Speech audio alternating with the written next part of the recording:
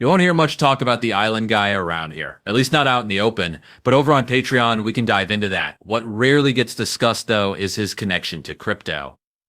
That angle is almost always ignored. Well, today I want to put a spotlight on that because in my view, the whole situation is always pointed straight to Bitcoin. I'm going to break down what I mean by that, especially when it comes to hiding funds and shady money trails. Now, switching gears, XRP is showing a bit of life today. It's sitting around 245 or so. This whole week has a big crypto energy. The momentum is real. People are hyped about the new legislation moving forward. You can feel the buzz. Here's a solid reminder from Brad Garlinghouse during his recent appearance before Congress. Ripple relies on the XRP Ledger, a decentralized, proven, and open-source blockchain, along with its native token, XRP, to power payment solution. XRP was specifically designed for quick, affordable, and scalable transactions.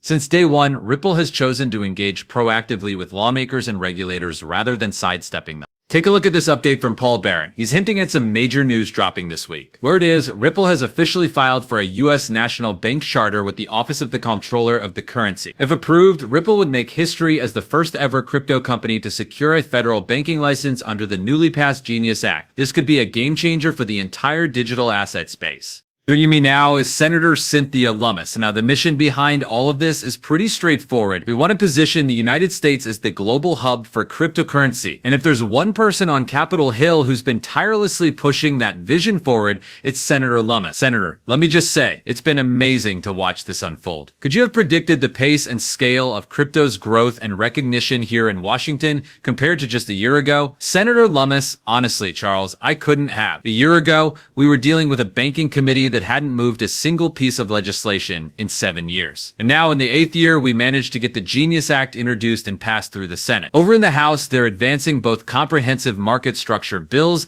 and proposals to block the creation of a central bank digital currency. These are monumental steps. It's been a long journey, but the industry is finally hitting its stride. The momentum is here. The moment is now. Host. Absolutely. The moment is now. Just take a look at what's happening. Now, check this out. Let's break it down. If the market follows a similar pattern to previous cycles, we might see XRP make a more gradual climb while Bitcoin takes the early spotlight, grabbing most of the headlines. But the real question is this: once Bitcoin starts to cool off, could XRP be poised to steal the show over the next 20 days? If this next breakout is even more powerful than the last one, we could be looking at a major price surge. That's exactly why I've been forecasting a range between 8 to 1 and 12 O's for XRP in the upcoming leg of this rally. Personally, I'm leaning toward the higher end, $11 or beyond, because I think the market is seriously undervaluing this move by aiming too low with just 8. Last time XRP went from 0.7 to 270, and I believe what's coming next could be even more explosive. It's saying here, and then there's this gem from Yosh Takita. He recently mentioned that he'd been reflecting on the CEO's latest statement, specifically wondering just how long the courts might take to reach a final decision. It's clearly something weighing on his mind, and honestly, it's a question we're all asking right now. If a decision is finally handed down and XRP is officially recognized as a digital asset by Ripple, I believe we could see a major price spike, possibly a very high valuation. As international investors, any sale would be treated as a capital gain, of course. But even without selling, just holding could prove incredibly valuable. That's my honest take. And if the outcome is favorable, I expect the Ripple leadership to waste no time. They'll move fast to position the company in the stock market. And when that moment hits, we're talking billions in liquidity potentially flooding in within hours. I've been showing this all week, and now I want to highlight two powerful clips you really need to see. Let's start with the first one. Remember when Brad Garlinghouse said XRP is like a beach ball being held underwater?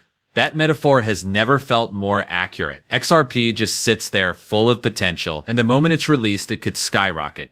From what we're seeing, Ripple is setting itself up to become an absolute giant in this space, a company potentially spanning every corner of global finance. The real question now is if Ripple pulls this off, conquers the financial world, do the longtime XRP holders, the early believers, get left behind?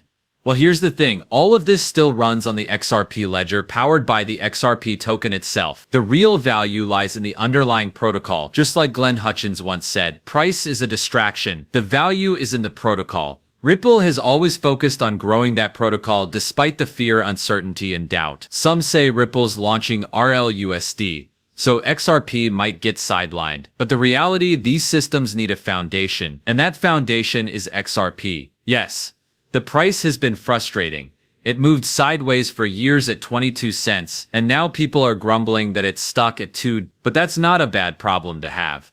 There's still tremendous upside here. And as this industry evolves, it's becoming clear Ripple isn't just building a payments network, they're laying the groundwork for DeFi, tokenized treasuries, central bank operations, and much more. They haven't even scratched the surface of what the XRP Ledger's native decentralized exchange can do. It's been there since day one, waiting to be fully activated. If Ripple gets that federal banking license, we could see tokenized assets flood the ecosystem. This could be just the beginning. And remember, good news used to bring the price down. That's why XRP really is like a beach ball underwater. You keep stacking good news on top and eventually it explodes upward. Now the second clip, I won't play it here, but it's on my X page. It's from a guy whose identity I don't know, but his message is thought-provoking. He talks about not selling XRP at all and instead leveraging it. He recommends holding at least 10,000 XRP in cold storage, locked inside an irrevocable private trust. Why? That's how you qualify as a private banker under the new system that's emerging.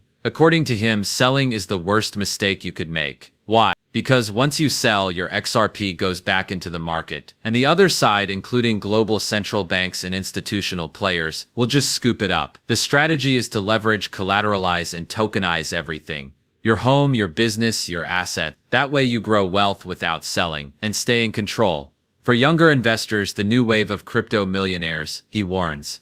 Don't rush to sell. That triggers taxable events. The real winners will be the ones who understand the system and play the long game. He argues there's a larger power struggle between traditional financial institutions and the new decentralized DSPs being built, with XRP at the heart of it. If you give them your XRP, you've lost the game. If you hold it, you have a shot at freeing people from the global debt system. He predicts that in the coming weeks, thousands will become millionaires overnight. But many will panic, dump their bags, and celebrate too early, buying luxury cars, homes, and racking up huge tax bills. And that, he says, is how the old system wins, unless you know how to play the game properly.